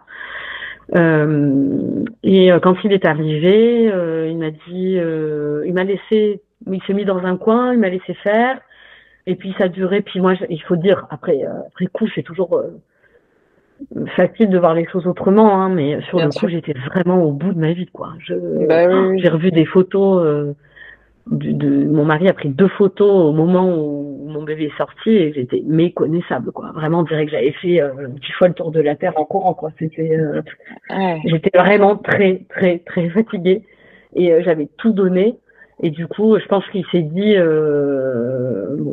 on va lui filer un coup de main, alors ce que eux appellent un coup de main, mais que j'ai trouvé d'une violence quand même. La ventouse, c'est vraiment un truc. Moi, je croyais que c'était, tu sais, comme les ventouses de toilette, quoi, un truc genre hyper souple et tout, mais pas du tout, hein. Comme tout instrument gynécologique, en fait, c'est jamais très doux. Donc, du coup, c'est une petite ventouse en métal qu'on met sur la tête du bébé. Il y a un truc mécanique qui fait que ça tire la tête, quoi. Heureusement, le travail était tellement bien avancé que ça a duré une demi-seconde. Donc la ventouse, ça a vraiment duré, ouais, je sais pas, peut-être une demi-seconde, j'exagère, mais peut-être 3 secondes, quoi. Puis la tête est sortie, puis le corps, bon, ça m'a fait très mal. Je pense que la ventouse, c'est violent, parce que du coup, voilà, quand la tête du bébé arrive, le corps met le temps qu'il faut pour bien ouvrir, et que du coup, une ventouse, bah, ça brutalise quelque part la sortie. Ça force Donc, un peu le processus. c'est ça. Donc, ça l'a forcé, mais en moindre mesure, puisque voilà, ça a vraiment duré très peu de temps. J'ai entendu des récits où vraiment les forceps et la ventouse, ça pouvait être une très mauvaise expérience, ce qui n'a pas été mon cas. Mais je pense aussi que voilà, le gynéco, il a été réveillé en pleine nuit, et puis il avait peut-être pas envie que ça dure 4 heures, hein, cette histoire. Donc voilà, ça a été très vite plié. Le temps de recoudre une déchirure, et puis me voilà avec mon bébé dans les bras et l'envie de quitter ce lieu le plus rapidement possible. Tout de suite. Eh ben oui. Tout de suite. Et ça a été un peu la partie la moins sympa, quoi, parce que bah, ils n'avaient pas trop envie qu'on s'en aille. Mais ça, c'est mon mari qui a géré, qui a trop bien géré. Et du coup, qui a fait en sorte qu'on puisse partir. Bon, tout allait bien, hein, mon bébé, il était un Apgar au top. Voilà, il pesait 3,3 kg, il prenait le sein direct. Moi, j'allais bien, j'ai pas saigné. Enfin, voilà, ils m'ont gardé 1 heure. Au bout d'1 heure, je dis, bon, écoutez, c'est bien gentil, mais j'aimerais vraiment rentrer chez moi. Merci pour tout. Mais voilà, c'est super, tout va bien. Et du coup, mon mari a dû signer des décharges, mais c'était quand même compliqué. Ça s'est passé comme ça en 10 minutes, quoi. Mais toujours est-il qu'on m'a amené un fauteuil roulant et que je suis repartie avec mon manteau, mais comme j'étais arrivée, quoi. Et d'ailleurs, c'est très drôle. Ton bébé en plus dans les bras. Que je te raconte ça aujourd'hui, parce que je me souviens que quand je suis partie à l'hôpital, quand même, il a fallu m'habiller. Et qu'un jour, je t'avais demandé sur Instagram, tu avais une robe de grossesse, parce que toi, tu as eu ton bébé quand même quelques mois avant moi, et tu avais une robe de grossesse grise que je trouvais super jolie, hyper confortable. Et je t'ai demandé, c'est quoi cette robe? Elle a l'air trop bien. Et tu m'as dit, c'est telle marque, elle est super. Et je l'avais trouvée d'occasion. Et du coup, le jour où pendant l'accouchement, je dois partir à l'hôpital, mais moi, j'avais, bon, quand même prévu une petite valise, etc., au cas où. Mais pour moi, j'accouchais à la maison, donc j'avais pas prévu de tenue et tout. Et donc, je prends cette robe, et puis je l'enfile, et puis je pars à l'hôpital, mais comme ça, quoi. Genre, la meuf est en train d'accoucher, elle a mis une robe, et puis elle part. Et puis j'avais quand même prévu dans la voiture, on avait prévu en amont une voiture ambulance, vraiment, de quoi pouvoir m'amener très rapidement si besoin. Et en fait, arrivé à l'hôpital, quand mon bébé est né, mon mari a découpé la robe avec un ciseau. Il a demandé un ciseau à la sage-femme, il a tout découpé pour que je puisse avoir mon bébé en peau à peau. Parce que du coup, tu as accouché directement dans la tenue. Ouais, c'est arrivé, puis c'est pas, j'ai rien eu le temps de faire entre temps, quoi. Je pense que même la sage-femme a été hyper surprise parce que elle a dû se dire, waouh, c'est allé très vite, quoi, pour elle. Alors bon, j'avais quand même un travail qui avait duré un certain temps, mais je suis pas rentrée dans les détails non plus, quoi. Donc voilà, la jolie robe que tu m'avais commandée a fini de sur le oui, mais pour une bonne raison. Maternité. Mais voilà, et puis du coup, on est rentré et là, c'était le meilleur moment de toute ma vie, je crois.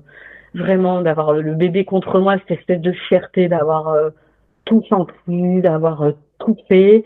Et cette impression que finalement, il était né chez moi, quoi. Enfin, même encore maintenant, tu vois, en racontant le récit, j'ai pas de regrets parce que je peux toujours me dire, et si j'avais pas écouté la sage-femme, et si ma doula avait été là, et si mon mari avait insisté pour que je reste à la maison, oui, il serait très certainement né à la maison, mais toujours est-il qu'à l'instant T, les événements qui se sont passés sont ceux-là. Et du coup, je les regrette pas parce que je me suis sentie souveraine dans ce que je faisais. Je me suis sentie, j'ai fait mes choix.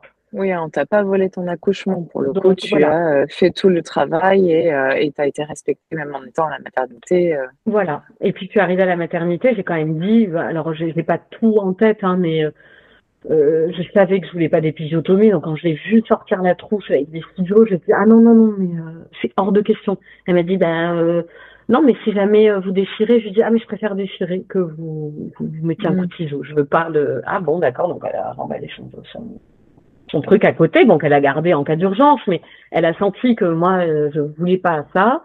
Et puis bon pareil pour d'autres choses où j'étais vraiment arrivée avec bagage entre guillemets de connaissances, puis mon mari qui tenait l'espace, hein, je veux dire, lui il était là et on veut pas des pigeons, on veut pas ci, on veut pas ça, et puis bon, je sentais qu'il n'y avait pas moyen d'en déroger, quoi. Donc voilà, quelque part, évidemment que j'aurais préféré que tout se déroule à la maison, que j'ai pas à faire ce passage à l'hôpital, etc. Mais c'est comme ça. Et je regrette pas, j'ai pas de regrets sur les choix et sur les événements qui ont été faits. Et du coup, le postpartum a été complètement différent parce que finalement, au bout de 3 heures, j'étais chez moi.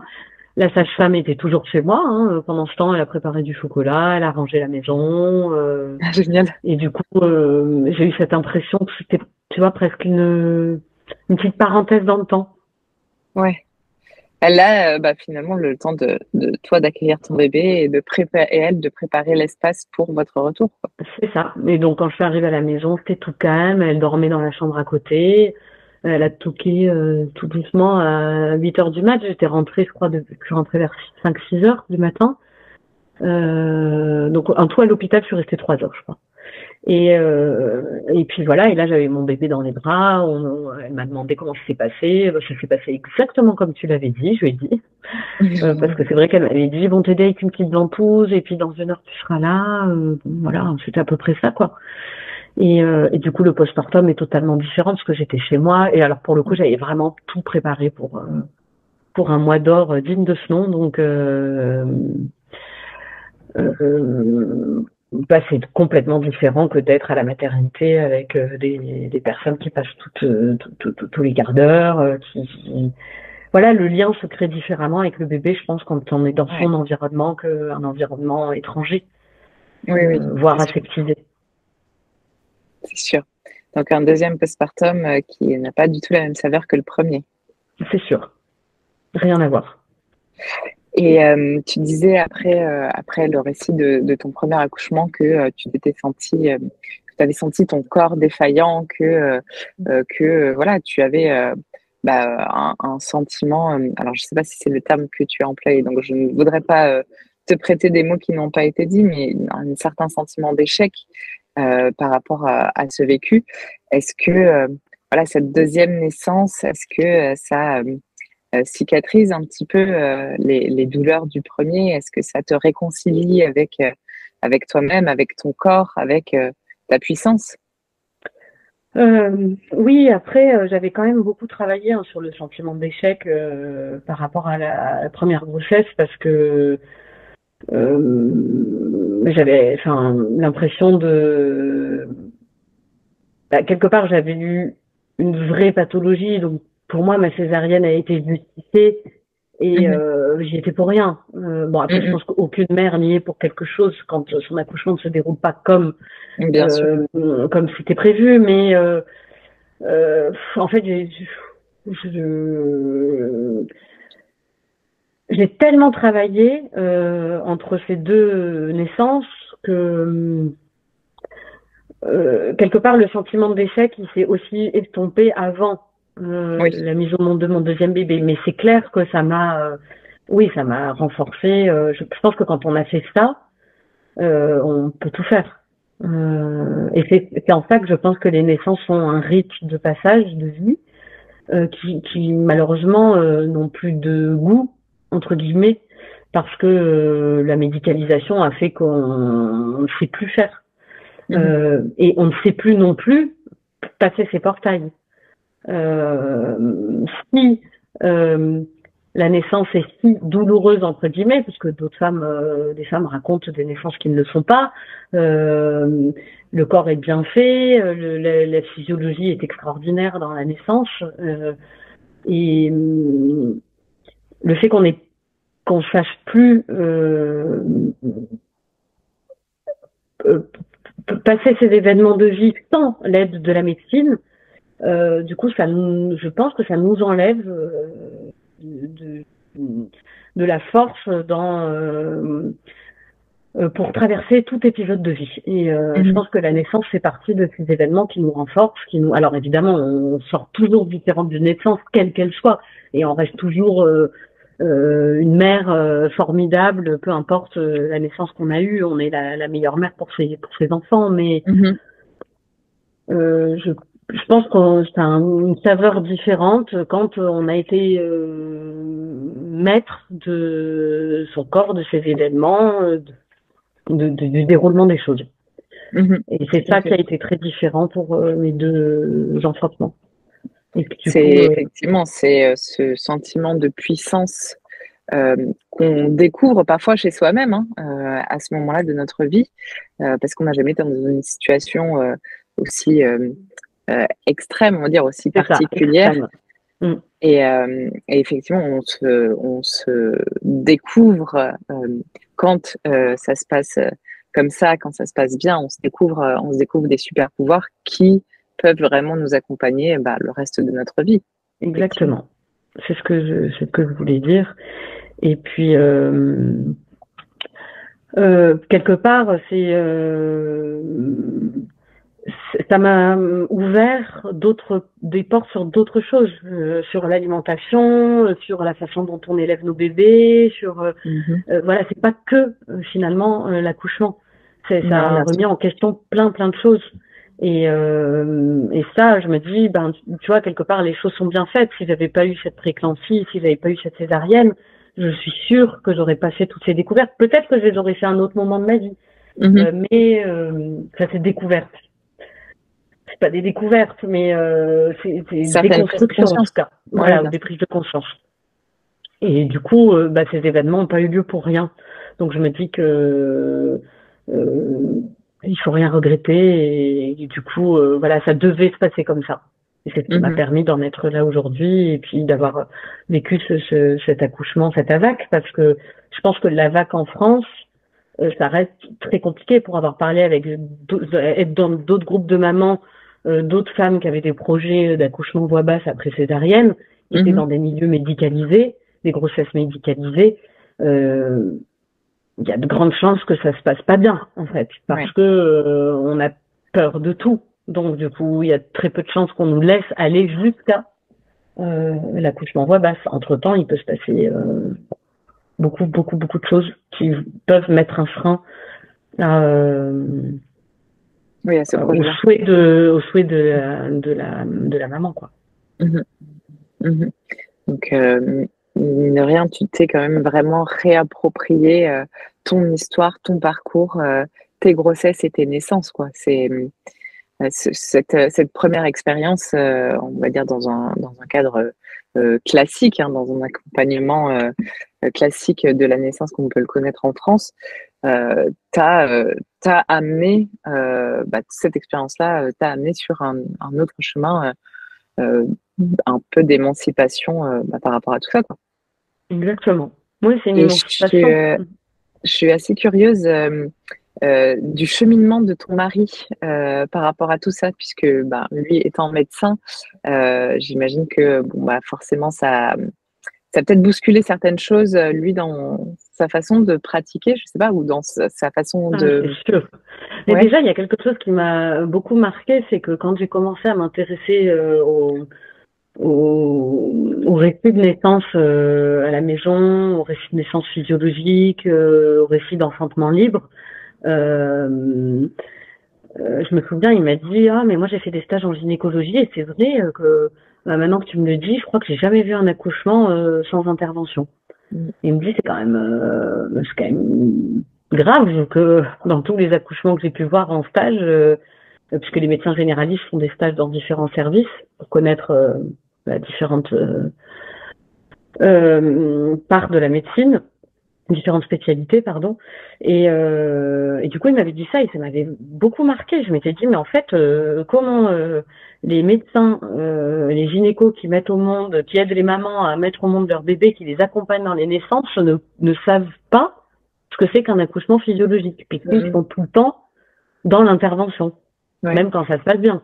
Puisque même un accouchement qui se passe bien à leurs yeux, il va quand même y avoir de l'ocytocine de synthèse pour la délivrance du placenta, il va quand même y avoir, il va quand même attraper le bébé. Alors ça tend à aller vers le mieux, mais il y a toujours des mains partout, des gants partout, c'est aseptisé, c'est bon, voilà, ça intervient dans tous les sens, qu'on le veuille ou non, quoi. Et donc ça m'avait énormément marqué. Et puis au fur et à mesure de mon cheminement, il l'a vu aussi quelque part, parce que quand je lisais des choses, je lui partageais. Quand on a regardé le film Faut pas pousser de Nina Nart, on l'a vu ensemble. Quand je faisais la préparation avec Emma Cruzy, il était à côté, donc il y a eu des échanges puis on échange tous les jours énormément sur tous les sujets et sur tous ces sujets-là. Donc très rapidement, il a été touché par ce que j'ai pu découvrir ou redécouvrir. Et maintenant, dans sa pratique, c'est vrai que ça a quand même changé beaucoup de choses. Déjà,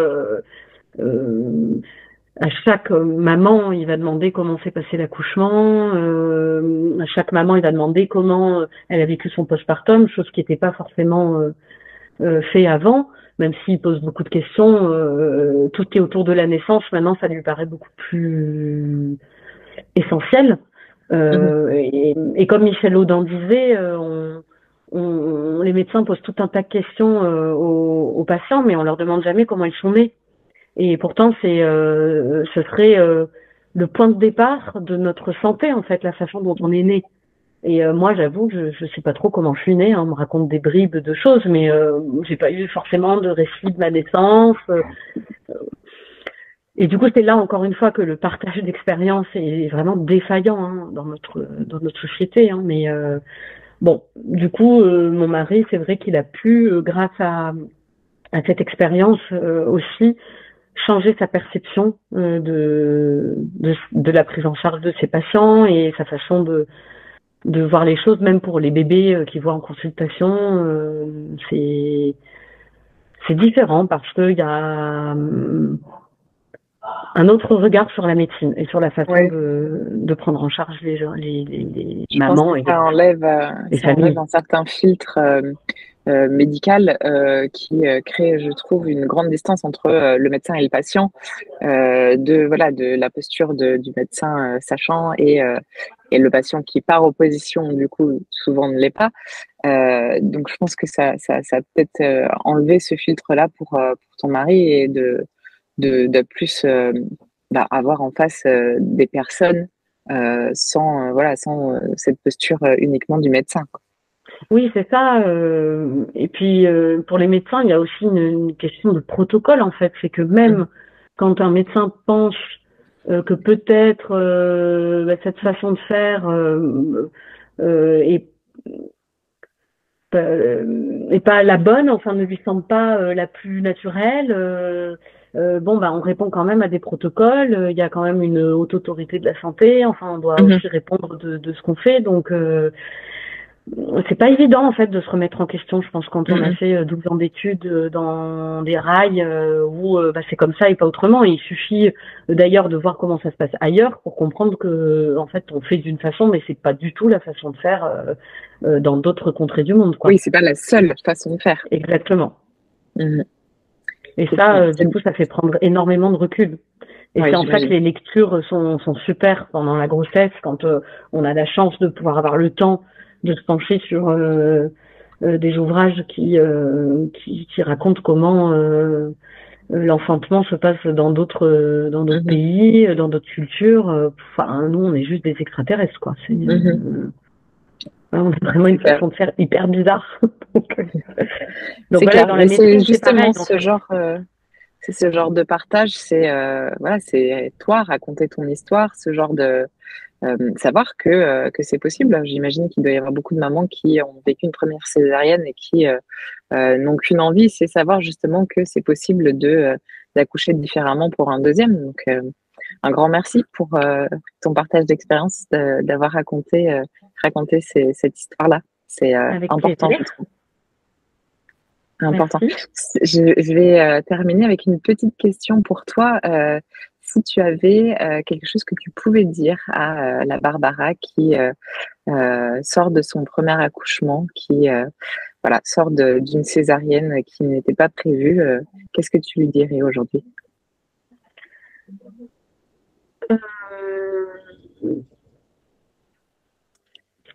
Bah, je lui dirais que c'est pas forcément